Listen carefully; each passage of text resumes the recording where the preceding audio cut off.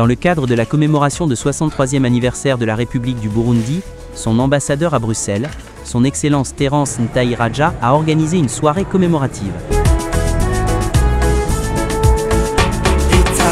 Beaucoup d'invités et amis du Burundi étaient présents et la diaspora burundaise.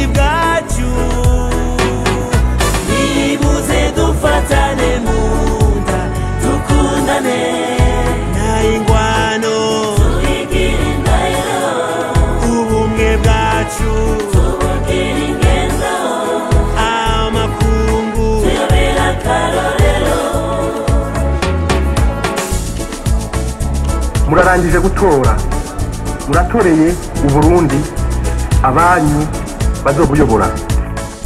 Murahereje gushinga ingingo ishorera Uburundi ibuteza imbere.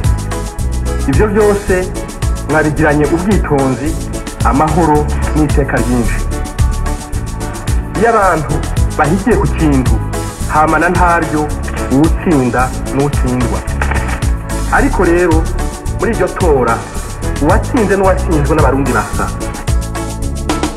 Abahiganiro hepfo no haruguru ibivyiza bituvya kiyemo mu kwigina uyu musi twibuka ukwikukira ku Burundi bwacu. Insina z'ibitoke zikikuje Uburundi kuri uyu musi w'agahimbare. Samirane kuri uyu musi wo kwikukira. Iyo ni inkuru nziza isasagaye Uburundi hamwe n'abarundi. Nimuze dufatane mu nda dukundane nta ingwano. Tubigire indahiro ubumwe bwacu. Tubugire ingendo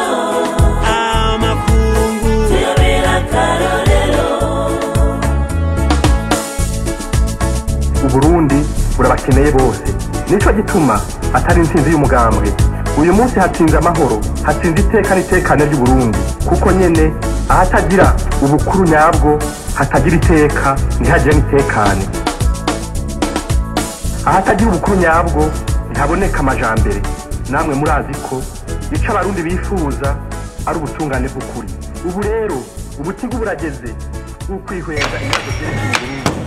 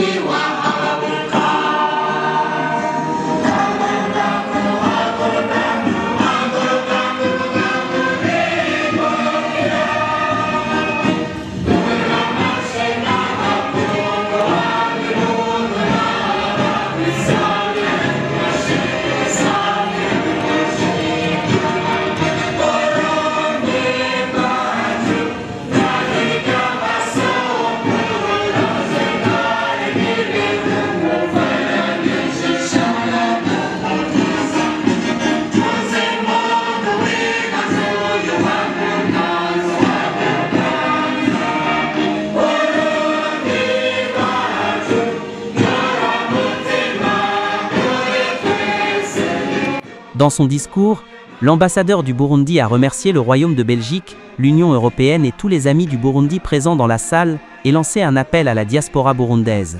à l'unité et à l'amour de la patrie. Distingués invités, mesdames et messieurs, depuis cette date mémorable, le peuple burundais commémore cet événement historique partout où il est dans le monde.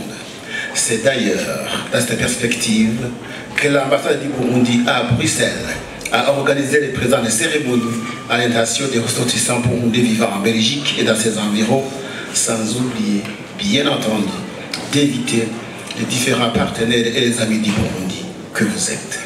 Merci d'avoir répondu au rendez-vous et à notre invitation, chers amis du Burundi. Je vous en suis donc reconnaissant. Je demande au Burundi de les acclamer. Cette commémoration du 63e anniversaire de l'indépendance du Burundi se déroule sous le thème ukwikukiranya kuri nukumenya kwiyubako ariko utanze gukorana n'abandi, c'est-à-dire la vraie indépendance, c'est subvenir à ses propres besoins sans dépendre des autres, mais sans nier de travailler avec les autres. Fin de citation.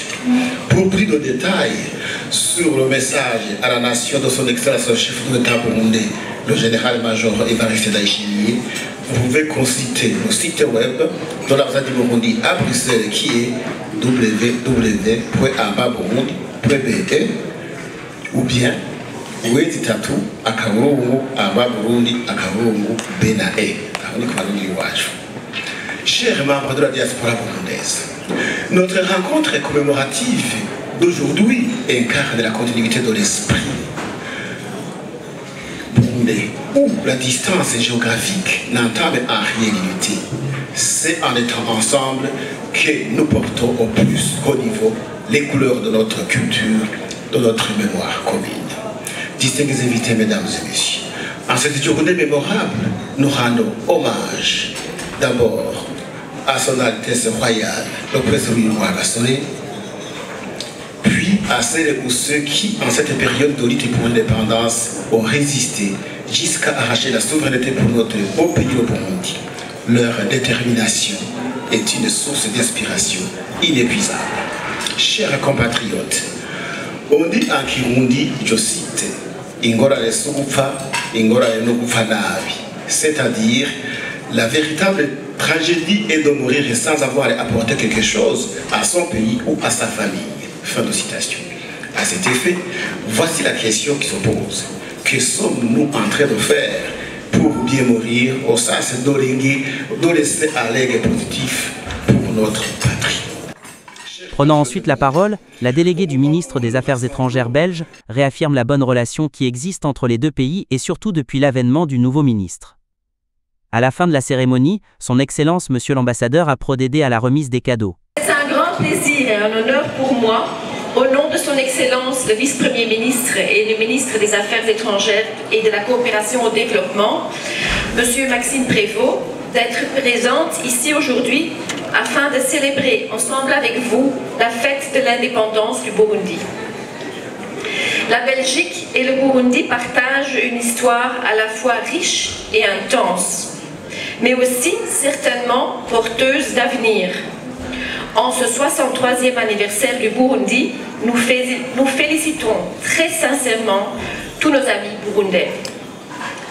Comme vous le savez, et comme Monsieur l'ambassadeur l'a évoqué, à la fin du mois d'avril dernier, les relations entre la Belgique et le Burundi ont été marquées par la visite au Burundi de notre vice-premier ministre et ministre des Affaires étrangères et de la coopération au développement, Monsieur Maxime Prévost. Il s'agissait de la première visite à ce niveau depuis de nombreuses, peut-être trop nombreuses années.